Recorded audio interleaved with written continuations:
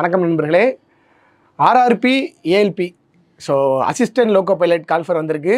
So already நம்மளுடைய YouTube சேனல்ஸில் அதை பற்றி டீட்டெயிலான எக்ஸ்ப்ளனேஷன் எல்லாமே நீங்கள் பார்த்துருப்பீங்க. ஸோ பார்த்திங்க அப்படின்னா இது ஒரு நல்ல ஒரு கால்ஃபர் அண்ட் நல்ல ஒரு போஸ்டிங் வேறு. ஸோ லாஸ்ட்டாக பார்த்திங்க அப்படின்னா 2018 பார்த்திங்க அப்படின்னா இந்த வேகன்சி கொடுத்துருந்தாங்க. 2018 பார்த்திங்க அப்படின்னா ஆர்ஆர்பி ஏஎல்பி வந்துருந்துச்சு. அதை தொடர்ந்து கிட்டத்தட்ட ஒரு 6 வருஷத்துக்கு அப்புறம் 2024 தான் என்ன பண்ணியிருக்காங்க அப்படின்னா வேக்கன்சியை ரெண்டாவது கொண்டு வந்திருக்காங்க. ஸோ இதை பொறுத்த வரைக்கும் நம்மளுடைய டோட்டலாக பார்த்திங்க அப்படின்னா இருக்கக்கூடிய வேக்கன்சியை விட பொதுவாகவே பார்த்திங்கன்னா நம்ம ஊர் சைடில் இருக்க எல்லோரும் என்ன பண்ணுவாங்க, நம்மளுடைய ஆர்ஆர்பி சென்னையை தான் அப்ளை பண்ணி எழுதுவாங்க. ஸோ ஆக்சுவலாக நம்மளுடைய ஜோன் கணக்கில்னு சொல்லி பார்க்கும்போது சதர்ன் ரயில்வே அப்படின்னு சொல்லி பார்த்தோம் அப்படின்னா சதர்ன் ரயில்வேயில் பார்த்திங்க அப்படின்னா 2 ஜோன்ஸ் ஆக்சுவலாக நமக்கு உள்ளே வரும். ஸோ ஒன்று பார்த்திங்க அப்படின்னா ஆர்ஆர்பி சென்னை அப்படின்னு சொல்லி ஒன்று இருக்கும், இன்னொன்று ஆர்ஆர்பி ட்ரிவாண்ட்ரம். ஓகேவா, அந்த 2 இருக்கும். ஸோ ஆக்சுவலாக இந்த சதர்ன் ரயில்வேக்குள்ளேயே இந்த 2 ஜோன்ஸுமே உள்ளே வரும். ஸோ ஒவ்வொரு ஜோனுக்கும் பார்த்திங்கன்னா 3 டிவிஷன் வச்சுருப்பாங்க. இப்போ சென்னையை பொறுத்த வரைக்கும் பார்த்திங்கன்னா மெட்ராஸ் ஒன்று இருக்கும், அதுமாதிரி பார்த்திங்கன்னா சேலம், அப்புறம் திருச்சிராப்பள்ளி, இந்த 3 சேர்ந்தது பார்த்திங்கன்னா சென்னை. அதேமாதிரி ட்ரிவாண்ட்ரத்தை எடுத்துக்கிட்டோம் அப்படின்னா அங்கேயும் பார்த்திங்கன்னா மதுரை, ஸோ அதேமாதிரி பார்த்திங்க அப்படின்னா திருவாண்ட்ரம் அண்ட் பாலக்காடு. ஸோ இது எல்லாமே சேர்ந்து பார்த்திங்க அப்படின்னா நமக்கு ஆர்ஆர்பி ட்ரிவாண்ட்ரம் வரும். ஸோ டோட்டலாக பார்த்திங்கன்னா ஆர்ஆர்பி சென்னையை பொறுத்த வரைக்கும் 158 போஸ்ட்டும், அதேமாதிரி ட்ரிவாண்ட்ரத்தை பொறுத்த வரைக்கும் 70 போஸ்ட்டும் பார்த்திங்கன்னா வந்திருக்கு. ஸோ அப்போ போஸ்டிங் வைஸ் போன கால்ஃபரை விட இந்த டைம் கால்ஃபர் பார்த்திங்க அப்படின்னா நமக்கு கம்மியான போஸ்டிங் தான். பட் பார்த்திங்க அப்படின்னா ஒரு நல்ல ஒரு கால்ஃபர். கிட்டத்தட்ட பார்த்திங்க அப்படின்னா 6 வருஷம். சில பேருக்கு பார்த்திங்கன்னா இந்த ட்ரெயின் ஓட்டணும் அப்படின்னு சொல்லி பெரிய ஆசை இருக்கும். ஸோ ட்ரெயின் ஓட்டணும் அப்படின்னு ஒரு ஆசை இருந்துச்சு அப்படின்னா நீங்கள் இந்த எக்ஸாமை செலக்ட் ஆனால் தான் என்ன பண்ண முடியும் அப்படின்னா ஏஎல்பிக்கு அப்புறம் எல்பி லோக்கோ பைலட் அப்படின்னு சொல்லி ப்ரமோஷன் ஆனதுக்கப்புறம் நீங்கள் ட்ரெயின் ஓட்டுறதுக்காக போகலாம். ஓகேவா. ஸோ பொதுவாகவே பார்த்திங்கன்னா நம்ம தமிழ்நாட்டு மக்களுடைய மென்டாலிட்டியே பார்த்திங்கன்னா நம்ம சென்ட்ரல் கவர்மெண்ட் எக்ஸாம்ஸில் பெரிய அளவுக்கு எதுவுமே கான்சன்ட்ரேட் பண்ணுறதே கிடையாது. ஸோ பாருங்கள், பொதுவாகவே நம்ம ரயில்வேயை பொறுத்த மட்டும் எல்லாருமே நார்த் இந்தியன்ஸாக தான் இருப்பாங்க. ஸோ அதுக்கு காரணம் நம்மளுடைய அவேர்னஸ் கரெக்டாக இல்லை, நம்மகிட்ட கரெக்டான ஒரு தெளிவு இல்லை. ஸோ இன்னொன்று பார்த்திங்கன்னா எக்ஸாம்ஸ் கொஞ்சம் டிலே ஆகி நடத்துகிறாங்க, எங்களுக்கு உடனே வேலைக்கு போகணும், இன்னும் பார்த்திங்கன்னா சொந்த ஊர்லேயே எனக்கு வேலை வேணும் அப்படின்னு நினைக்கிறவங்க தான் நிறைய பேர் இருக்கீங்க. ஸோ அந்த மென்டாலிட்டி அப்படின்றது பார்த்திங்கன்னா நீங்கள் சென்ட்ரல் கவர்மெண்ட் எக்ஸாம் கிளியர் பண்ணி உள்ளே வந்ததுக்கப்புறம் தான் தெரியும் இதில் எந்த அளவுக்கு நமக்கு பெனிஃபிட்ஸ்லாம் இருக்குது அப்படின்னு சொல்லிட்டு. ஸோ ரயில்வேஸ் அப்படின்னு சொல்லி பார்க்கும்போது நமக்கு நம்மளுடைய குழந்தைங்களுடைய படிப்பாக இருக்கட்டும், நம்மளுடைய மெடிக்கல்ஸாக இருக்கட்டும், ஸோ இன்னும் நிறைய பார்த்திங்க அப்படின்னா உங்களுக்கு பெனிஃபிஷரியான விஷயங்கள், மற்ற டிபார்ட்மெண்ட்டில் இல்லாத விஷயங்கள் உங்களுக்கு ரயில்வேஸில் பார்த்திங்கன்னா ஈஸியாக கிடைக்கும். ஆர்ஆர்பி ஏஎல்பியை பொறுத்த வரைக்கும் இது ஏஎல்பி அப்படின்னு சொல்லி எடுத்துக்கிட்டோம் அப்படின்னா லெவல் 2 போஸ்ட்டு தான், அப்படி தானே. So level 2 post. ஸோ ஆனால் சேலரி பல்காக வரும். நீங்கள் பார்த்தீங்கன்னா குரூப் 2 இன்டர்வியூ போஸ்ட்டில் கூட அந்தளவு சேலரி வாங்க மாட்டீங்க ஸ்டார்டிங்கில். இந்த ஏஎல்பியில் பார்த்திங்க அப்படின்னா அந்தளவுக்கு சேலரி வரும். ஸோ இதோடைய டீட்டெயிலான எக்ஸ்ப்ளனேஷன் ஆல்ரெடி உங்களுக்கு ஷேர் கொடுத்துருப்பாங்க நம்ம முன்னாடி வீடியோஸில். நான் பேசிக்காக மட்டும் உங்களுக்கு இதை சொல்லிடுறேன். இந்த எக்ஸாம்ஸை பொறுத்த வரைக்கும் மொத்தம் பார்த்திங்கன்னா நமக்கு 5 ஸ்டேஜ்னு சொல்லுவாங்க. ஆனால் எக்ஸாம் வைஸில் பார்த்திங்க அப்படின்னா நமக்கு 3 ஸ்டேஜ் தான் இருக்குது. ஸோ ஃபஸ்ட்டு பார்த்திங்கன்னா ஸ்டேஜ் 1, அடுத்து ஸ்டேஜ் 2, அடுத்து ஸ்டேஜ் 3 அப்படின்னு சொல்லி சொல்கிறோம். ஸ்டேஜ் 1ங்கிறது வெறும் குவாலிஃபைங் நேச்சர் தான். நீங்கள் ஸ்டேஜ் 1 கிளியர் பண்ணால் மட்டும்தான் என்ன பண்ண முடியும், ஸ்டேஜ் 2க்கு போக முடியும். அப்போ எப்படி சார் கிளியர் பண்ணுறது அப்படின்னா, ஸோ எத்தனை வேக்கன்சி கொடுத்துருக்காங்களோ அதில் 1:15. இப்போ எக்ஸாம்பிளுக்கு 100 வேக்கன்சினா 1500 பேர் எடுப்பாங்க. அது கோட்டா வைஸாக பிரியும். ஓபிசிக்கு தனியாக, ஜென்ரலுக்கு தனியாக, எஸ்சிக்கு தனியாக, எஸ்டிக்கு தனியாக, இடபிள்யூஎஸ்க்கு தனியாக பிரிப்பாங்க. ஓகேவா. ஸோ அப்போ அவங்கவுங்க கோட்டாவில் யார் டாப் 15ல் வராங்களோ, அதாவது அந்த ரேஷியோ கணக்கில் நமக்கு வராங்களோ அவங்க தான் என்ன பண்ணுறாங்க அப்படின்னா செகண்ட் ஸ்டேஜுக்கு போகிறாங்க. ஸோ இப்போ இந்த ஸ்டேஜ் 1 பொறுத்த வரைக்கும் ஆல்ரெடி உங்களுக்கு தெரிஞ்சது தான் 75 கொஸ்டின்ஸ் மட்டும்தான், அப்படி தானே. 75 கொஸ்டின்ஸ் கொடுத்துட்றாங்க. அதில் பார்த்திங்க அப்படின்னா போன வருஷம் நீங்கள் கட் ஆஃப்லாம் எடுத்து பார்த்தீங்கன்னா குறைஞ்சது ஒரு 40 கொஸ்டின்ஸ், அதாவது பாதியை விட கம்மி தான். 40 கொஸ்டின்ஸ் போட்டிங்கன்னா நீங்கள் டாப்லேயே இருப்பீங்க. 30 to 33க்கு மேலே போட்டாலே என்ன பண்ணாங்க அப்படின்னா கிளியர் பண்ண ஆரம்பித்தாங்க. ஸோ அப்போ 40 கொஸ்டின்ஸ் அப்படின்றது கிளியர் பண்ணுறதுக்கான ஒரு வாய்ப்பு. ஆனால் 2018 இருந்த காம்படிஷன் வேறு. இப்போ பார்த்திங்கன்னா நமக்கு கொஞ்சம் ஸ்லைட் என்ன இருக்குது அப்படின்னா காம்படிஷன் கொஞ்சம் அதிகமாக இருக்குது. ஸோ அப்போ பாருங்கள் 75ல் ஒரு 70%. ஸோ 70%ன்னு சொல்லி பார்க்கும்போது அப்ராக்சிமேட்லாக ஒரு 55 கொஸ்டின்ஸை மட்டும் நீங்கள் கரெக்டாக போட்டிங்க அப்படின்னாலே என்ன பண்ணிடலாம் அப்படின்னா நீங்கள் இந்த எக்ஸாமை கிளியர் பண்ணிடலாம். சரி, ஓகே. அப்போ இதை கிளியர் பண்ணிடலாம் அப்படின்னு சொல்லி பார்க்கும்போது இதில் என்னென்ன கொடுத்துருக்காங்க, மொதல் விஷயம் மேக்ஸ், 2வது ரீசனிங், 3வது ஜென்ரல் சயின்ஸு, 4வது ஜென்ரல் அவேர்னஸ், அப்படி தானே. சரி, ஓகே சார். இதை அப்போ நான் எப்படி படிக்கலாம் அப்படின்னு சொல்லி பார்க்கும்போது, இந்த குரூப் 2 எக்ஸாம்ஸ்லாம் சொல்லுவாங்க, நீ மெயின்ஸு சேர்த்தே படிங்கன்னு சொல்லுவாங்க. ப்ரிலிம்ஸ் ப்ரிப்பேர் பண்ணும்போது மெயின்ஸுக்கும் சேர்ந்து ப்ரிப்பேர் ஆகுன்னு சொல்லுவாங்க. அதே சேம் கான்செப்ட் தான். ஓகேவா? ஏன் அப்படி சொல்கிறேன் அப்படின்னா, மேக்ஸு, ரீசனிங்கு, இந்த ஜென்ரல் சயின்ஸு. ஓகேவா? ஜென்ரல் சயின்ஸில் குறிப்பாக பார்த்தீங்க அப்படின்னா ஃபிசிக்ஸ். ஸோ இந்த 3 மட்டும்தான் உங்களுக்காக பார்த்தீங்கன்னா ஸ்டேஜ் 2ல் நமக்கு கேட்க போகிறான். ஸோ ஸ்டேஜ் 1 நம்ம இப்போ கிளியர் பண்ணியாச்சு. ஸ்டேஜ் 2 அப்படின்னு எடுத்தோம் அப்படின்னா அதில் 2ஆக பிரிக்கிறாங்க. ஒன்று பார்ட் ஏ, இன்னொன்று பார்ட் பி. பார்ட் ஏயை பொறுத்த வரைக்கும் பார்த்தீங்கன்னா நம்ம பார்த்த இதுதான். மேக்ஸ் இருக்க போகுது, ரீசனிங் இருக்க போகுது, ஜென்ரல் ஸ்டடீஸில் பார்த்தீங்கன்னா ஃபிசிக்ஸு, அதோடு சேர்ந்து ஃபிசிக்ஸ் இருக்க போகுது, இன்ஜினியரிங் டிராயிங் இருக்க போகுது, ஐடி இன்ஃபர்மேஷன் டெக்னாலஜி உங்களுக்கு கொடுத்துருப்பாங்க. சேம் அதே மாதிரி பார்த்தீங்கன்னா என்விரான்மெண்ட். ஸோ இதெல்லாம் பார்த்தீங்கன்னா நமக்கு சேர்த்து என்ன பண்ணுவாங்க அப்படின்னு கேட்டிங்கன்னா ஸ்டேஜ் 2 பார்ட் ஏ அப்படின்ற செக்ஷனில் கொடுப்பாங்க. ஓகேவா?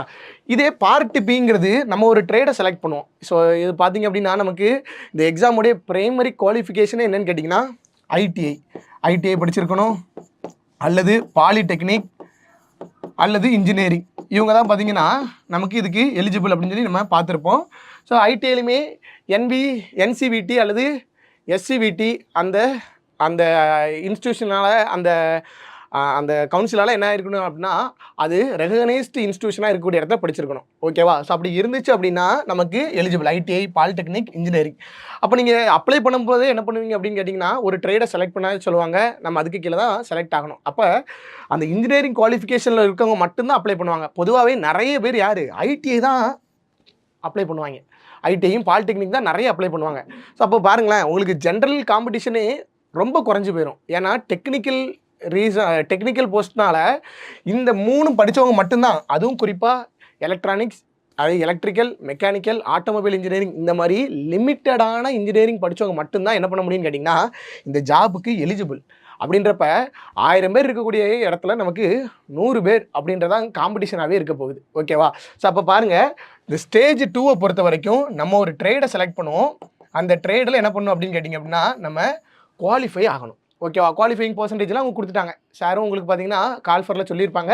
ஸோ அப்போ ட்ரேடு எக்ஸாமில் குவாலிஃபைங் ஆனால் போதும். ஓகேவா? சரி, இப்போ பாருங்கள், இதில் ஒரு 100 கொஸ்டின்ஸ் கேட்பாங்க பார்ட் ஏல. இதில் பார்த்தீங்கன்னா ஒரு 75 கொஸ்டின் கேட்பாங்க. டோட்டலாக 175 கொஸ்டின் நமக்கு கேட்க போகிறாங்க. ஸோ அப்போ இது குவாலிஃபை ஆக போகிறோம். இதை பார்த்தீங்கன்னா நம்ம பாஸ் ஆனால் போதும். ரைட்டு. இப்போ இதில் என்ன பண்ணுவாங்கன்னு கேட்டிங்கன்னா ஸ்டேஜ் 2 ரிசல்ட்டு வெளியிடுவாங்க. அப்போ ஸ்டேஜ் 2ல் என்ன பண்ணுவாங்கன்னு கேட்டிங்கன்னா இந்த 75 கொஸ்டினில் அவன் குவாலிஃபைங் ஆயிருக்கானா அவனை என்ன பண்ணுவாங்க, பார்ட் ஏவை அவன் கரெக்ஷன் பண்ணுவாங்க. பார்ட் ஏல பார்த்தீங்கன்னா நம்ம எடுக்கக்கூடிய மார்க் தான் நமக்கு கட் ஆஃபாக வரப்போகுது. ஓகேவா? ஸோ அப்போ இந்த பார்ட் ஏயை பொறுத்த வரைக்கும் பார்த்தீங்கன்னா அதே மாதிரி தான் 70% எடுத்தால் போதும். அதாவது ஒரு 70 to 75 கொஸ்டின்ஸு நீங்கள் பார்த்தீங்க அப்படின்னா போட்டாலே போதும். ஓகேவா? போட்டிங்கன்னா நீங்கள் கண்டிப்பாக என்ன பண்ணிடலாம் அப்படின்னு கேட்டிங்கன்னா இதை கிளியர் பண்ணிடலாம். ஸோ இப்போ பாருங்கள், தேர்ட் எக்ஸாம் ரொம்ப ரொம்ப முக்கியமான எக்ஸாம். உங்களுக்கு பார்த்தீங்கன்னா சைக்கோமெட்ரிக் எக்ஸாம் அப்படின்னு சொல்லி சொல்லுவாங்க. ஓகேவா? இந்த சைக்கோமெட்ரிக் எக்ஸாம் பற்றி நம்ம தனியாக பார்ப்போம். ஸோ ஆக்சுவலாக உங்களுக்கு இந்த தேர்ட் ஸ்டேஜ் முடிஞ்சதுக்கப்புறம் உங்களுக்கு ஃபைனல் கட் ஆஃப் அப்படின்னு சொல்லி ரிலீஸ் பண்ணுவான். அந்த ஃபைனல் கட் ஆஃப்க்கு என்ன பண்ணுவாங்கன்னு கேட்டிங்கன்னா இந்த செகண்ட் ஸ்டேஜில் பார்ட் ஏல எடுத்த ஸ்கோரை 70% கன்சிடர் பண்ணிக்குவான். அதே மாதிரி இந்த சைக்கோமெட்ரிக்கில் நம்ம எடுக்கக்கூடிய மார்க்கை 30% கன்வெர்ட் பண்ணிக்குவான். இந்த ரெண்டையும் சேர்த்து 100% கம்ப்ரைஸ் பண்ணி நமக்கு ஃபைனல் கட் ஆஃப் விடுவான். இந்த ஃபைனல் கட் ஆஃபை கிளியர் பண்ணிட்டோம் அப்படின்னா நமக்கு எக்ஸாம் ப்ராசஸ் ஓவர். அதுக்கப்புறம் பார்த்தீங்கன்னா டாக்குமெண்ட் வெரிஃபிகேஷன், அதுக்கப்புறம் பார்த்தீங்கன்னா மெடிக்கல். ஓகேவா? ஸோ அப்போ இந்த எக்ஸாம்ஸை பொறுத்த வரைக்கும் நமக்கு என்னென்ன விஷயங்களை தெளிவாக நம்ம இருக்கணும் அப்படின்றத நீங்கள் தெளிவாக தெரிஞ்சுக்கணும். மொதல் விஷயம் மேக்ஸ். இந்த மேக்ஸை நீங்கள் எந்த அளவுக்கு ஒர்க் அவுட் பண்ணுறீங்களோ அந்த அளவுக்கு பார்த்தீங்கன்னா நீங்கள் டாப்பராக இருப்பீங்க. ஓகேவா? ஸோ ரெண்டாவது ரீசனிங். இந்த ரெண்டும் நம்மளை பொறுத்த வரைக்கும் ஒரு அட்வான்டேஜ் என்னன்னு கேட்டிங்கன்னா ப்ரிலிம்ஸ்க்கு என்ன சாப்டர்ஸ்லாம் கேட்குறாங்களோ அதே மாதிரி தான் உங்களுக்கு பார்த்தீங்கன்னா அதே சாப்டர்ஸ் தான் உங்களுக்கு பார்த்தீங்கன்னா மெயின்ஸுக்கும் வருது. ஓகேவா? மூணாவது ஜென்ரல் சயின்ஸை பொறுத்த மட்டும் ஃபிசிக்ஸுக்கு ரொம்ப ரொம்ப இம்பார்ட்டன்ஸ் கொடுங்க. ஏன்னா நமக்கு செகண்ட் ஸ்டேஜில் ஜிஎஸ் டாப்பிக்கில் ஜென்ரல் சயின்ஸை பொறுத்த வரைக்கும் 80% உங்களுக்கு ஃபிசிக்ஸ் மட்டும் தான். கெமிஸ்ட்ரியோ அல்லது பார்த்தீங்கன்னா உங்களுக்கு பயாலஜியோ கிடையாது, ஃபிசிக்ஸ் தான். ஸோ அப்போ அதை தெளிவாக நீங்கள் என்ன பண்ணிடணும் அப்படின்னா படிச்சிடணும். ஓகேவா? அப்போ இந்த 3 தான் நமக்கு பிரைமரி ஃபேக்டார்ஸ். ஓகேவா, இந்த 3ல் நம்ம ரொம்ப ஸ்ட்ராங்காக இருக்கணும். இப்போ எக்ஸாம்பிளுக்கு இந்த 3ல் இருந்து நமக்கு கண்டிப்பாக பார்த்தீங்கன்னா எல்லா ஸ்டேஜ், மொதல் ஸ்டேஜ் எடுத்துக்கிட்டாலும் சரி, 2வது ஸ்டேஜ் எடுத்துக்கிட்டாலும் சரி, ஷோராக 60 மார்க் இருக்குது. 60 கொஸ்டின் நமக்கு ஷோராக இருக்குது. ஓகேவா, ஸோ இது பார்த்தீங்கன்னா 60ஆகவும் இருக்கலாம், 60 70 கொஸ்டின் நமக்கு கண்டிப்பாக இருக்குது. ஓகேவா, அப்போ இந்த இடத்த நீங்கள் கரெக்டாக கான்சன்ட்ரேட் பண்ணி படிச்சிங்க அப்படின்னாலே நீங்கள் என்ன பண்ணிடலாம், எக்ஸாமை குவாலிஃபை ஆகிடலாம். ஸோ இது போக நம்ம ஸ்டாட்டிக் ஜிகே, இப்போ ரயில்வேயை பொறுத்த மட்டும் பார்த்தீங்கன்னா ஸ்டாட்டிக் ஜிகே அதிகமாக கேட்குறாங்க. அப்போ ஸ்டாட்டிக் ஜிகே, ஸோ ஆர்ட்ஸ் ரிலேட்டடாக இருக்கக்கூடிய ஸ்டாட்டிக் ஜிகே படிக்கணும். இப்போ எக்ஸாம்பிளுக்கு இந்தியாவில் இருக்கக்கூடிய ஃபேமஸான டிராயிங்ஸ் என்னென்ன பெயிண்டிங்ஸ் இருக்குது, என்னென்ன மியூசிக்ஸ் இருக்குது, மியூசிக் இன்ஸ்ட்ருமெண்ட்ஸ் இருக்குது, அதை யார் ப்ளே பண்ணுறாங்க, இந்த மாதிரி கலை சார்ந்த கரண்ட் அஃபேர்ஸும் கலை சார்ந்த நம்மளுடைய ஸ்டாட்டிக் ஜிகேவும் நம்ம என்ன பண்ணணும் அப்படின்னா ஸ்ட்ராங் பண்ணணும். ஓகேவா, 2வது பார்த்தீங்க அப்படின்னா ஜென்ரல் அவேர்னஸை பொறுத்த வரைக்கும் நம்ம தமிழ்நாட்டில் இருக்கக்கூடிய எல்லாருமே எஜுகேஷன் சிஸ்டம் நல்லா இருக்கிறதுனால அதில் கொஞ்சம் ஸ்ட்ராங்காக தான் இருப்போம். ஆனால் என்ன பண்ணுவோம், ரிப்பீட்டடாக ரிவைஸ் பண்ணணும். உங்களுக்கு பெரிய அளவுக்குலாம் சுற்றி விட்டு ஸ்டேட்மெண்ட்டெல்லாம் வச்சு கொஸ்டின் கேட்க போகிறது கிடையாது. டேரெக்டாக ஏன்னா என்ன, பின்னா என்ன அப்படின்னு தான் கேட்க போகிறான். அப்போ டேரெக்ட் கொஸ்டின் தான் ஜென்ரல் அவேர்னஸ். இந்த ஜென்ரல் அவேர்னஸில் எதுலலாம் ரொம்ப ஸ்ட்ராங்காக இருக்கணும் அப்படின்னா நம்மளுடைய பாலிட்டியில் ரொம்ப ஸ்ட்ராங்காக இருக்கணும். 2 to 3 கொஸ்டின்ஸ் கம்பல்சரியாக உள்ளே வந்துடும் பாலிட்டி. ஓகேவா, அடுத்து பார்த்தீங்கன்னா எக்கனாமியை பொறுத்த வரைக்கும் சேம் அதே தான். எக்கனாமியும் ரொம்ப முக்கியமாக 2 to 3 கொஸ்டின்ஸ் கேட்டுருவாங்க. அடுத்து ஜாகிரஃபியை பொறுத்த வரைக்கும் ஸ்டாட்டிக் மட்டும்தான், கான்செப்டே உள்ளே போக மாட்டான். டேரெக்டாக கேட்பாங்க, இந்த நேஷனல் பார்க் எங்கே இருக்குது, இந்த ஃபால்ஸ் எங்கே இருக்குது, இந்த லேக் எங்கே இருக்குது, இதோடைய நெய்பர் ஸ்டேட்ஸ் என்ன இருக்குது அப்படின்னு சொல்லி வெறுமையாக உங்களுக்கு ஸ்டாட்டிக் மட்டும் தான் கேட்க போகிறான். அப்போ ஜாகிரஃபி. அடுத்து பார்த்தீங்கன்னா ஹிஸ்ட்ரி. ஸோ இந்த 4ம் ஸ்ட்ராங் பண்ணும். என்னை பொறுத்த வரைக்கும் கரண்ட் அஃபேர்ஸ் அப்படின்னு சொல்லி இந்த பார்ட்டை நம்ம கை வைக்கிறத விடுறது ரொம்ப நல்லது. ஏன்னா ரயில்வேயை பொறுத்த வரைக்கும் பார்த்தீங்க அப்படின்னா கரண்ட் அஃபேர்ஸ் அப்படின்றது நமக்கு 1 இயருக்கு முன்னால் கேட்கலாம், 2 இயருக்கு முன்னால் உள்ளது கேட்கலாம், அல்லது 1 மாதத்துக்கு முன்னாடி உள்ள விஷயங்களை கேட்கலாம். அப்போ கரண்ட் அஃபேர்ஸ் அப்படின்ற ஒரு விஷயத்த காம்ப்ரமைஸ் நம்ம என்ன பண்ண வேணாம் அப்படின்னா அதை நான் விடாப்படியாக உட்காந்து 2 வருஷம் 3 வருஷம் படிப்பேன்னு சொல்லி டைமை வேஸ்ட் பண்ண வேணாம். கரண்ட் அஃபேர்ஸே என்ன பண்ணலாம் அப்படின்னா குறைச்சிக்கலாம். ரொம்ப இம்பார்ட்டண்ட்டாக இருக்கும்ல, ஒன் லைனராக. இப்போ எக்ஸாம்பிளுக்கு 2023 நடந்த ரொம்ப இம்பார்ட்டண்டான விஷயம் கேட்டிங்க அப்படின்னா ஒரு 500 இன்சிடெண்ட்டாக சொல்லலாம். அந்த 500 இன்சிடெண்ட்டை வேணால் நீங்கள் சும்மா தெரிஞ்சு வச்சுக்கலாம். ஓகேவா, ஆனால் அதுதான் கம்பல்சரியாக வரும் அப்படின்னு சொல்லி நம்ம சொல்ல முடியாது. 6 மாதத்துக்கு முன்னாடி உள்ளது தானே சார் வரும், ஆனால் 1 வருஷத்துக்கு முன்னாடி உள்ளது கேட்டிருக்காங்களே அப்படின்னு நம்ம ஆர்கியூலாம் பண்ண முடியாது. ஸோ அப்போ அந்த கரண்ட் அஃபேர்ஸ் செக்ஷனை மட்டும் கொஞ்சம் என்ன பண்ணலாம், குறைச்சிக்கலாம். ஆனால் ஸ்டாட்டிக் ஜிகே ஏற்றிடணும். ஸோ ஸ்டாட்டிக் ஜிகேயும் ஜென்ரல் அவேர்னஸும் பார்த்தீங்கன்னா 2வது இது. ஓகேவா, ஸோ அப்போ இதை ஃபஸ்ட்டு தெளிவாக முடிக்கணும். 2வது இது. ஓகேவா, சரி, ஓகே. ஸோ இந்த எக்ஸாம்ஸை நம்ம முடிச்சிட்டோம் அப்படின்னா நமக்கு செகண்ட் ஸ்டேஜ் சேம் அதே மாதிரி தான் வரப்போகுது. தேர்ட் ஸ்டேஜை பொறுத்த வரைக்கும் சைக்கோமெட்ரிக் எக்ஸாமில் நமக்கு 5 பேட்டரிஸ்ன்னு சொல்லி கொடுப்பாங்க. 5 பேட்டரின்னு சொல்லி பார்க்கும்போது நமக்கு அது உள்ளே பார்த்தீங்கன்னா 5 டெஸ்ட் இருக்கும். 5 டெஸ்ட்டு தான் 5 பேட்டரின்னு சொல்லி சொல்லுவாங்க. ஒவ்வொரு பேட்டரிலையும் நம்ம டி ஸ்கோர் 42ன்னு சொல்லி சொல்லுவாங்க. ஓகேவா, அந்த டி ஸ்கோரை நம்ம கிளியர் பண்ணணும். ஓகேவா, ஸோ இந்த டி ஸ்கோர் கேல்குலேட் பண்ணுவாங்க. ஸோ நமக்கு டைம் ரொம்ப கம்மியாக இருக்கும், கொஸ்டின்ஸ் அதிகமாக இருக்கும். ஓகேவா, எக்ஸாம்பிளுக்கு இதில் 5 பேட்டரியில் நான் ஒரு 2-3 பேட்டரி வேணால் உங்களுக்கு எக்ஸ்பிளைன் பண்ணுறேன். ஃபஸ்ட்டு பார்த்தீங்கன்னா மெமரி டெஸ்ட்டுன்னு ஒன்று போடுவாங்க. இந்த மெமரி டெஸ்ட்டை பொறுத்த வரைக்கும் நம்மகிட்ட என்ன பண்ணுவாங்க அப்படின்னா 2 நிமிஷம் நமக்கு டைம் கொடுப்பாங்க. பார்த்தீங்கன்னா இந்த மாதிரி நமக்கு நிறைய ட்ராக்கு இந்த மாதிரி கொடுத்துருப்பாங்க. இந்த மாதிரி ட்ராக்காக நமக்கு இருக்கும் ட்ராக்கு. ஓகேவா, இதில் பார்த்தீங்கன்னா ஒரு ஸ்டேஷன் கொடுத்துருப்பாங்க, இங்கே ஒரு ஸ்டேஷன் இப்படி கொடுத்துருப்பாங்க. ஆனால் இந்த இதை உங்களுக்கு பேராக கொடுக்காம அதோடைய ஸ்டேஷன் கோடாக கொடுத்துருப்பாங்க. இப்போ எக்ஸாம்பிளுக்கு திருநெல்வேலினா டிஎன்னு, தூத்துக்குடினா டிஎன்னு, செங்கல்பட்டுனா சிஜிஎல், மெட்ராஸா எம்ஏஎஸ், இந்த மாதிரி கொடுத்துருப்பாங்க. இதை 2 நிமிஷம் நம்ம அப்சர்வ் பண்ணணும். ஸோ 2 நிமிஷத்துக்கு அப்புறம் என்ன ஆகுன்னு கேட்டிங்கன்னா இதெல்லாம் மறைஞ்சிட்டு இந்த இடத்துல பார்த்தீங்கன்னா நமக்கு என்ன வரும் அப்படின்னா இப்போ இங்கே ஏ அல்லது இ, இங்கே சி, இங்கே டி, இங்கே ஏ, இந்த மாதிரி இருக்கும். இப்போ கேட்பாங்க டிஇஎன் அப்படின்ற இந்த இடத்துல இப்போ என்ன லெட்டர் இருக்குன்னு சொல்லி கேட்பான். அப்போ நம்ம பார்த்தா தெரியணும் இதுதான் டிஎன், அப்போ ஏ. அப்போ அதை மெமரி பண்ணக்கூடியது. அப்போ 2 நிமிஷம் மெமரி பண்ணிவிட்டு என்ன பண்ணணும், அடுத்து ஒரு 30 கொஸ்டினோ 20 கொஸ்டினோ கேட்பாங்க, அதை போடணும். ஆனால் அதுக்கு லிமிட்டடாக டைம் தான். 2 நிமிஷம் மெமரி பண்ணுறீங்களா, 2 நிமிஷம் உங்களுக்கு என்ன பண்ணுவாங்கன்னு கேட்டிங்க அப்படின்னா உங்களுக்கு அதுக்கான டைம் கொடுத்து கொஸ்டின் கேட்பாங்க, அதை நம்ம போடணும். அடுத்து பார்த்தீங்கன்னா இன்னொரு டெஸ்ட் என்ன பண்ணுவாங்க அப்படின்னா நம்ம இந்த மாதிரி 2 நம்பர் கொடுத்துருப்பாங்க. இப்போ எக்ஸாம்பிளுக்கு இங்கே 512ன்னு சொல்லி கொடுத்துருப்பான், இங்கே 521 அப்படின்னு கொடுத்துருப்பான். இந்த இடத்துல எஸ்ஸு இங்கே நோன்னு இருக்கும், 2 ஆப்ஷன் தான் இருக்கும். ஓகேவா, அப்போ என்ன பண்ணும், 2 ஒரே மாதிரி இருந்தால் எஸ்ஸு, 2 வேறு இருந்தால் நோ. ஓகேவா? அதுமாதிரி கொடுத்துருப்பான் 1 2 1 3 அப்படின்னு கொடுத்துருப்பான். இங்கே 1 3 2 1 இப்படின்னு கொடுத்துருப்பான். இப்போ நோன்னு போடணும். இந்த மாதிரி பார்த்தீங்கன்னா நமக்கு ஒரு 4 நிமிஷத்தில் ஒரு 48 கொஸ்டின் அல்லது 4 நிமிஷத்தில் 60 கொஸ்டின் சொல்லி கொடுப்பான். கடன்னு பார்த்து போடணும். ஓகேவா? இந்த மாதிரி நமக்கு நாலேஜ் கிடையாது, நம்மளுடைய சைக்காலஜியை டெஸ்ட் பண்ணுற மாதிரி, நம்மளுடைய ஸ்பீடு, நம்மளுடைய எபிலிட்டியை டெஸ்ட் பண்ணுற மாதிரி இந்த சைக்கோமெட்ரிக் எக்ஸாம் இருக்கும். ஸோ நீங்கள் 2 ஸ்டேஜை முடிச்சதுக்கப்புறம் சைக்கோமெட்ரிக்னு ஸ்பெஷலாக நம்ம என்ன பண்ணலாம் அப்படின்னா தனியாக கூட செஷன் ஆரம்பித்து நம்ம கண்டக்ட் பண்ணலாம். சரி, ஓகே. ஸோ இந்த எக்ஸாமை பொறுத்த வரைக்கும் இது கிளியர் பண்ணுறது எப்படி சார், ரொம்ப கஷ்டமாக இருக்குமா அப்படின்னு சொல்லி உங்கள் எல்லாருக்குமே ஒரு டவுட் இருக்கலாம். ஆக்சுவலாக இந்த 2018 கால்ஃபர் அப்படின்றது நான் என்னோடய எக்ஸ்பீரியன்ஸை நான் உங்கள்கிட்ட ஷேர் பண்ணணும் அப்படின்னு சொல்லி நினைக்கிறேன். ஸோ பாருங்கள், இந்த 2018 கால்ஃபர் ஸோ பார்த்தீங்க அப்படின்னா ALP வருது.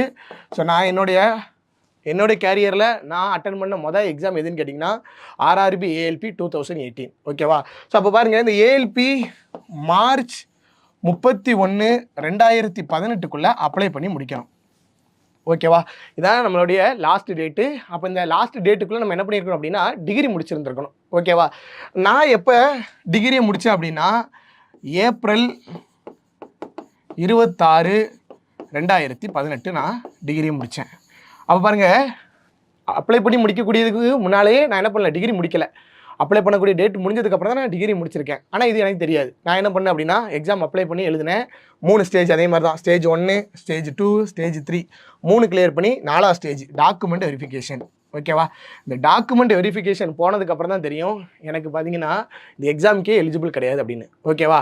ஸோ அப்போ பாருங்கள், இந்த 3 ஸ்டேஜ் நான் கிளியர் பண்ணுறப்ப என்னோடய வயசு எத்தனைன்னு கேட்டிங்கன்னா 22. 22 வயசில் பார்த்தீங்கன்னா இந்த 3 ஸ்டேஜ் நான் கிளியர் பண்ணேன். ஓகேவா?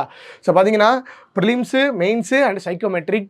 ஸோ முழுக்க பார்த்தீங்க அப்படின்னா இந்த ALPயை பொறுத்த வரைக்கும் அவங்களுடைய அப்ரோச் எப்படி இருக்கும், அவங்களுடைய கொஸ்டின்ஸ் எப்படி இருக்கும் அப்படின்றத நம்ம அடுத்தடுத்த செஷனில் நம்ம பார்ப்போம். ஸோ இப்போ பாருங்கள், இந்த எக்ஸாமை பொறுத்த வரைக்கும் நான் என்னோடய கெரியரில் ஃபஸ்ட்டு கிளியர் பண்ண எக்ஸாம் 23. அப்போ எக்ஸாம் பார்த்தீங்கன்னா 2019 தான் முடிஞ்சிச்சு. அப்போ 23 வயசுலேயே பார்த்தீங்கன்னா நான் இந்த எக்ஸாமை கிளியர் பண்ணேன். ஸோ அப்போ இந்த எக்ஸாம் டஃப் அப்படின்னு சொல்லி நான் இதை வந்து உங்களுக்கு புரியுதுக்காக சொல்கிறேன். இந்த எக்ஸாம் ரொம்ப டஃப்பாக இருக்கும் அப்படிலாம் யோசிக்க வேண்டிய அளவே ஒன்றும் இருக்காது. ஓகேவா? ஸோ மேக்ஸ் ரீசனிங்கில் நீங்கள் ஜாம்பவனாக இருந்தீங்க அப்படின்னா இந்த எக்ஸாம்லாம் உங்களுக்கு ஒரு ஜுஜிபி மேட்டராக தான் தெரியும். ஸோ அப்போ பாருங்கள், இந்த 3 எக்ஸாமுக்கும் நீங்கள் எஃபோர்ட்டை போடணும். ஆனால் பாருங்கள், இன்னொரு விஷயமும் தெளிவாக நான் வச்சுக்கணும். எனக்கு உடனே வேலை கிடைக்கணும் சார் அப்படிலாம் நினச்சி இந்த எக்ஸாமுக்கு உட்காராதீங்க. குறைஞ்சது பார்த்தீங்க அப்படின்னா இந்த எக்ஸாம் ப்ராசஸ் நமக்கு லென்த்தியாக இருக்கும். ஸோ ஒரு 1 இயர் ஆச்சு நமக்கு டைம் எடுத்துக்கும். ஆனால் ஒரு நல்ல போஸ்டிங், இதை மிஸ் பண்ணிடாதீங்க. ஸோ பார்த்தீங்கன்னா என்னால் 22 வயசில் இந்த எக்ஸாமை கிளியர் பண்ண முடிஞ்சிச்சு அப்படின்னா நீங்கள் நிறைய என்னை விட இன்டெலிஜென்ட்டாக இருக்கக்கூடிய நபர்கள் நிறைய பேர் இன்னும் ப்ரிப்பேரில் இருப்பீங்க.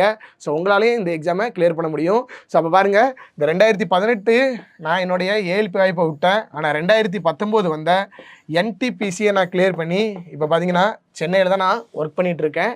ஸோ அப்போ பார்த்தீங்கன்னா ரயில்வேஸை பொறுத்த வரைக்கும் என்னோட ஒரு பெரிய ஆசை என்னன்னு கேட்டிங்கன்னா நம்ம தமிழ்நாட்டை சேர்ந்தவங்க நிறைய பேர் பார்த்தீங்கன்னா நம்ம ரயில்வேஸ்குள்ளே வரணும்.